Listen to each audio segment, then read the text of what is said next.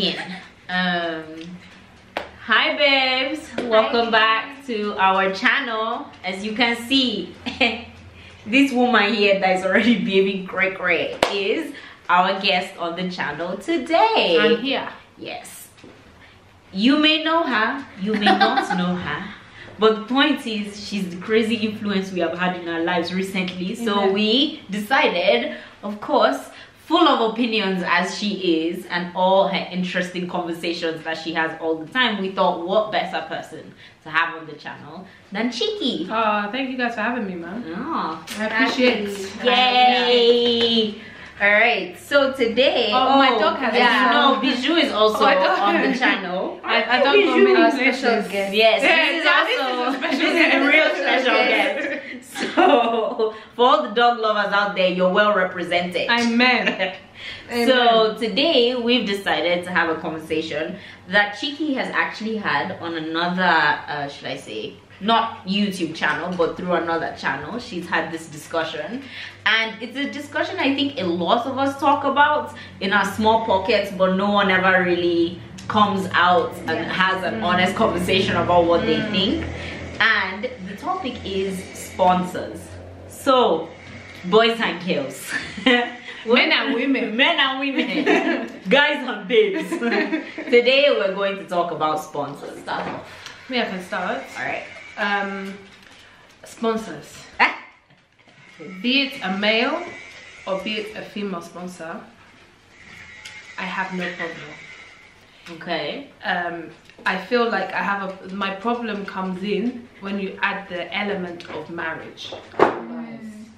Not all sponsors are married. Some people are just also older. When you're a sponsor who's married. When you're a sponsor who's married, that's where my issue comes in. In general, the concept of sponsorship means nothing to me. I can't even say if I was a wealthy older woman, I wouldn't do the same. You know, like the concept in general means nothing to me. I struggle a little because I had this conversation yesterday on the platform and people were talking about the vulnerability aspect of, you know, someone significantly younger. And I take issue with that because I feel like as soon as you're at the age of consent, right? If you're 18, the reality is people are allowed to vote.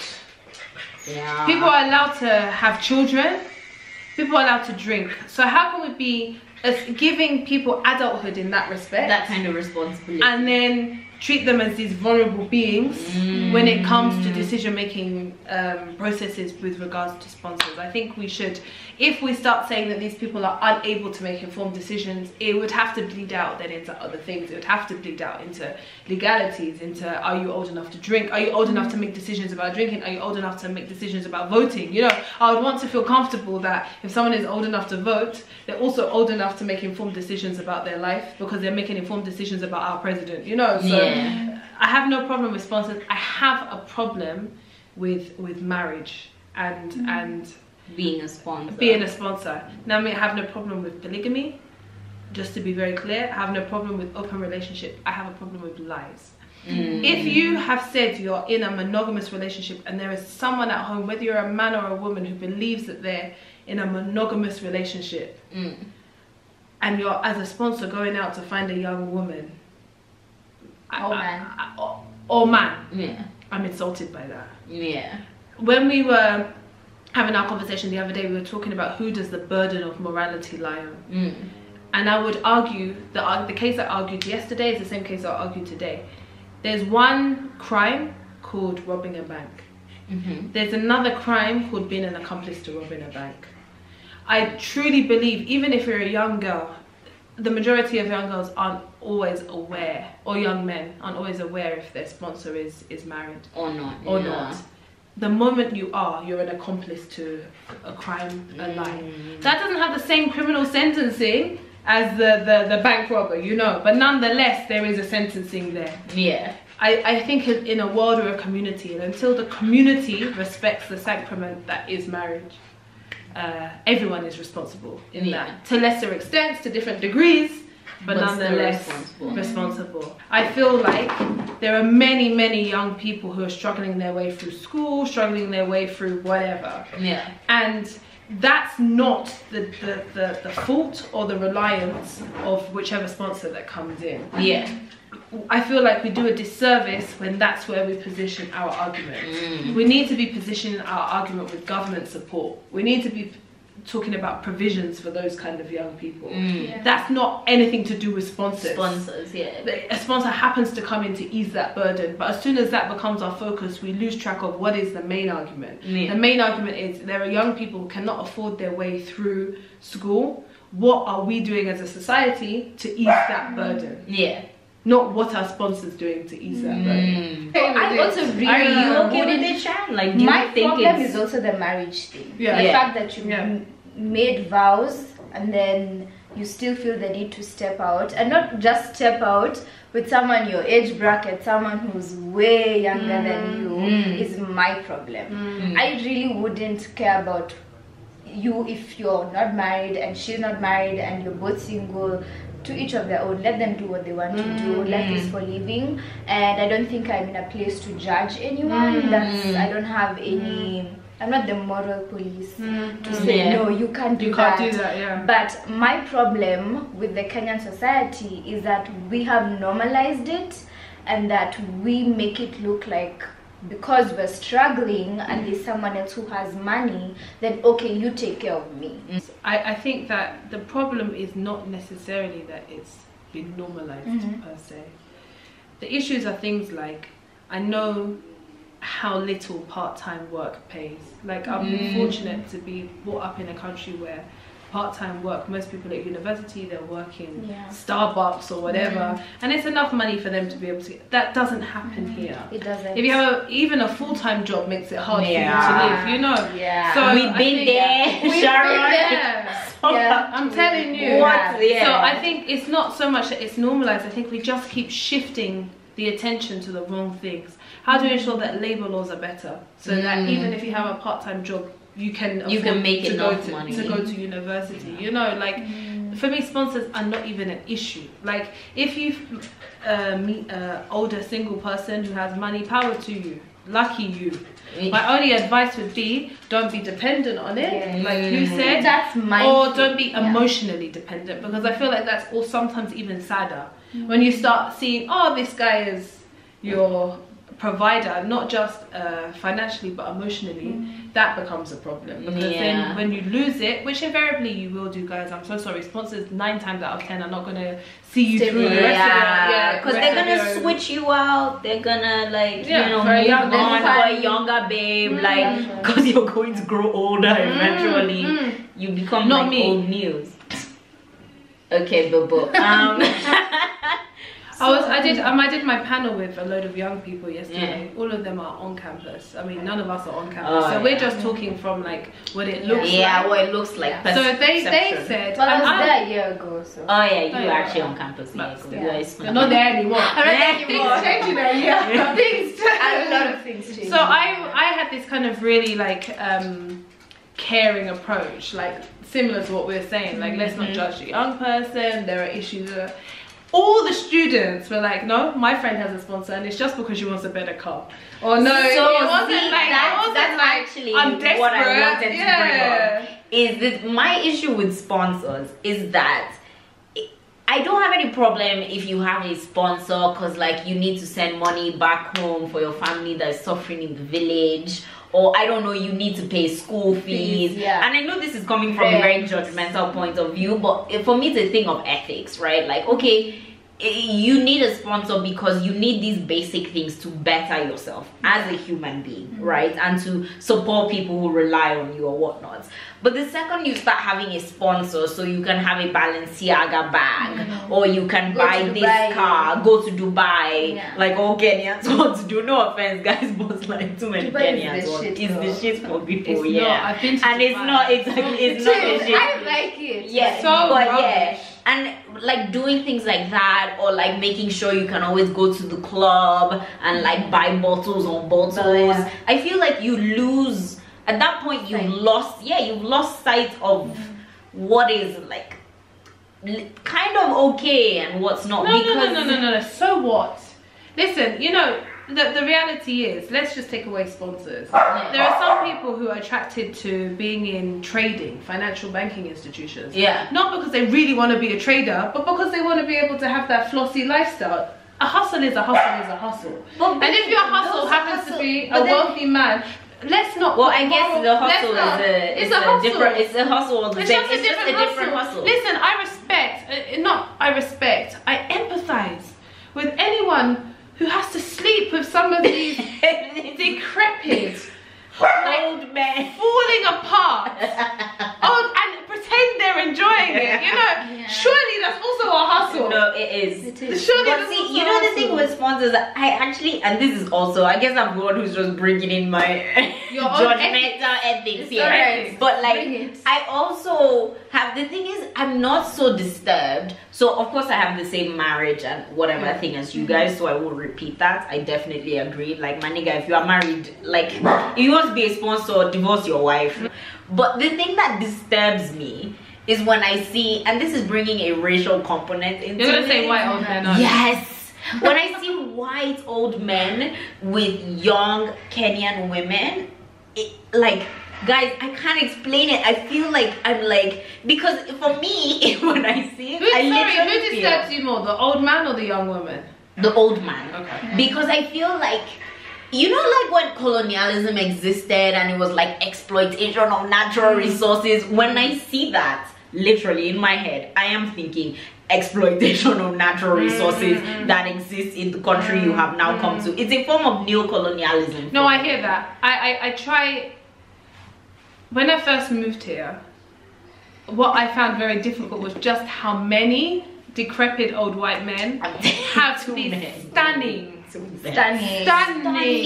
young Kenyan women. Oh, Jesus. And what used to offend me is not the women at all. I was always like, as a woman, do you boo? Yeah. There was always these men, and it used to annoy me because I used to feel like in your country, wherever you're from, be it Germany, be it England, be it Sweden, you know you would never talk to, you never even approach this woman. Because you would never she would be so insulted that you thought it was okay to approach her. You know, and it's the fact that you've come here and almost you're playing on a vulnerability. Yes. You see that there's a, but as time has gone on, I feel like, why am I wasting my efforts on that? Really, the effort needs to be on, why is there a vulnerability in why the is that first woman place? in that position? Like, why is there, and why does that exist? The reason why that doesn't exist in their country is because government supplies enough support for university students that part-time jobs allow for that. You know, why I don't want to focus on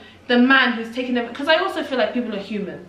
As soon as you see a gap, you'll try and manipulate it. All of us do that, you know? So that's all they're doing. They're seeing a gap and they're trying to manipulate the gap. So my thought is always, why is there a gap? Why are we not tackling, why is there a gap? Because whilst I'm still focused on Frederick, I'm not putting like enough emphasis on the government to do more to bridge that gap. But then I just pray that sponsees have their eye on the prize. They're there just for, you know, they know, you know, sometimes we've all worked in jobs we really don't want to work in. You guys, we know the feeling. More recently than some. We know. So, like, you work in jobs you really don't want to work in, but in your head you're just thinking, I'm doing this for my CV, or I'm doing this for, like, I just pray if any girl who is a sponsee, and I've made that word up and it's just now the word. Any girl who is a sponsee, I just pray that you're doing it very well aware of what you're doing it for. And what you're getting. And just keep asking for more. Like, I genuinely feel like if it's just a trade of goods, it should work in the same way any employment works.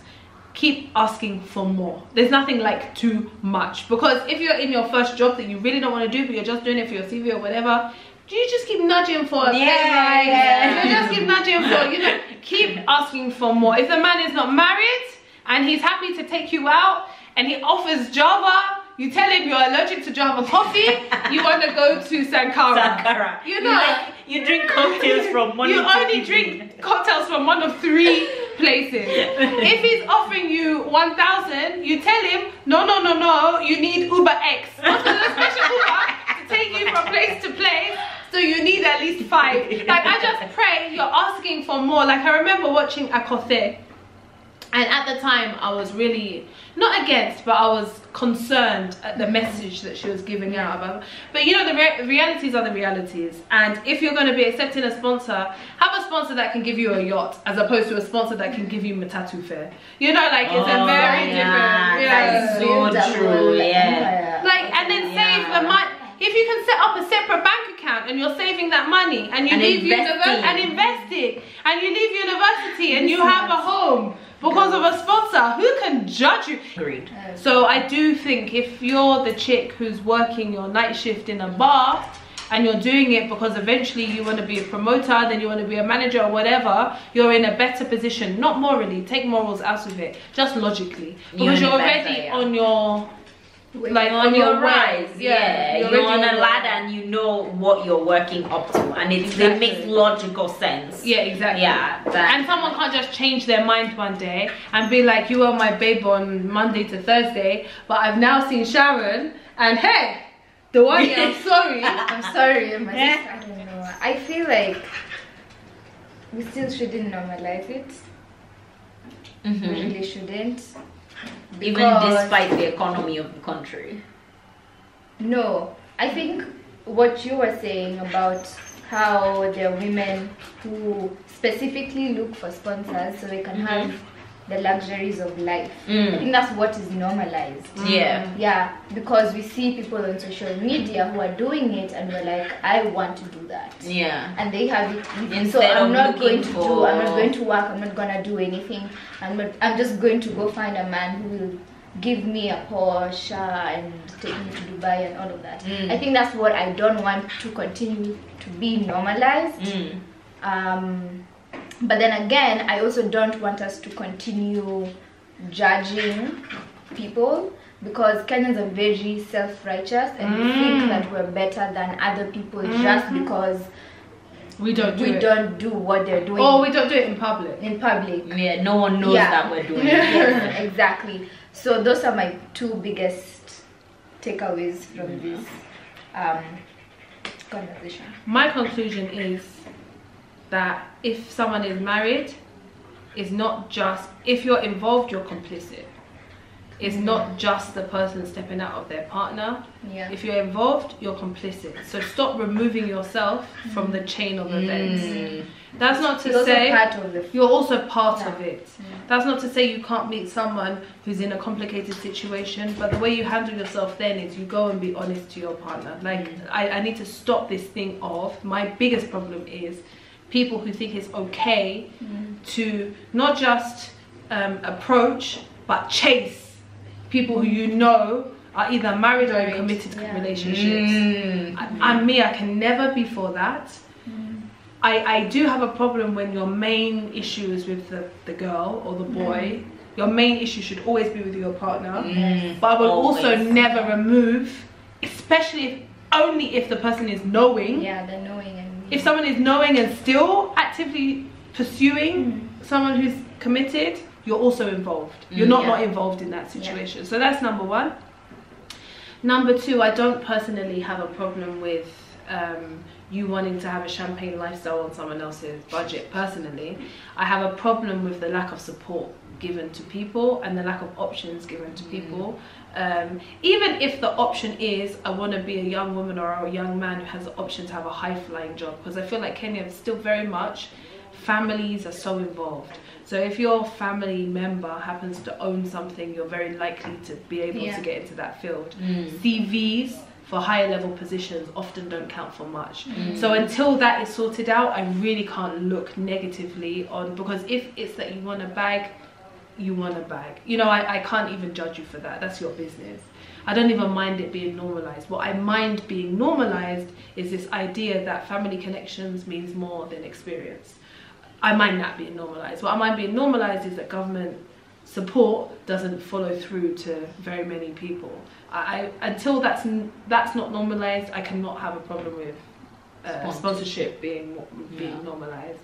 I just pray and I ask all young girls in that position, know why you're doing it, know that you can't depend on it, and know that there are, you need to get something bigger than it. than just for bus fare. You know, like get something from it. If it's a single man with a lot of money and he wants to spend his money with your company, I have no problem with that. Yeah. Well, I think I have no problem with sponsorship in terms of if it's something you're doing to get you to a greater goal. And when I say to get you to a greater goal, I mean if you're like a babe who's in school and you need that money to pay those school fees because you know your parents can't afford it, and you're trying to get through this phase in life, one, because you know it's like transitory, like this fellow could see someone tomorrow and that's it. Like, so you understand that, and you know, okay, I just need this to pay my school fees because I eventually, I don't know, want to be in the fashion industry, or I want to go into investment banking, and getting like education will get me there, and being able to live like, let's say, close to my job. Living in Lavington will help me get to my job in, I don't know, Upper Hill on time every day, so that I can make money at my job and grow in my position. That's fine for me. I do, to a certain level, do judge women who you do have that level of comfort, so you are able to grow, to succeed, to be able to do what you want to do, and you're still, and so the sponsorship for you is for you to buy Fenty Beauty. Like, for me, I would take it. I wouldn't take it. I actually wouldn't take it. The only reason I wouldn't take sponsorship, and that's to show you how serious I feel about this, because Fenty Beauty is very close to my heart. So thanks so much for watching today, guys. As usual, please leave your comments in the comment space below. Yes. And tell us what you think about our different opinions, what we've discussed. Also leave us suggestions for what you think we should talk about next. And if you also want us to have Chiki here again, so I will squeeze her out of her busy lifestyle to come and sit down in one place, because Duani and I have a lot of similar opinions. Yes. So it's great to have someone like Chiki who can bring, you know, can play devil's advocate every now and then. I'm the devil. Yeah. Okay. Advocating. See, this is why this got madness. That's me. Anyway, so thanks guys for watching Sugar, Spice, and Everything Nice today. Be sure to be back. Sugar, Spice, and Everything Nice. Yeah. Oh my God, this get you are cancelled. You are cancelled. So we'll see you next Wednesday. We love you so much, and bye. Bye, babes.